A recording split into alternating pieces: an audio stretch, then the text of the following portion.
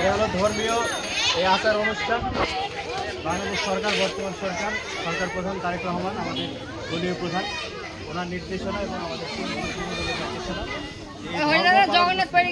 আমাদের যেন কারো কোনো বিঘ্ন না হয়, যার কারণে আমরা আছি সব ইয়েতে যাব। আমরা আপনাদের সার্বিক সহযোগিতার জন্য এখানকার স্থানীয় যারা নেতৃবৃন্দ আছে তারা থাকছে,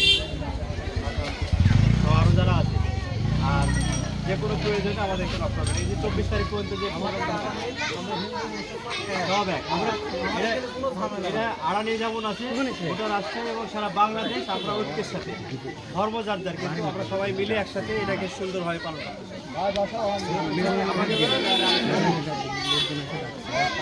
ঠিক আছে। আপনি আপনার আলোচনা করেন, ঠিক আছে। দোয়া রাখেন আমাদের।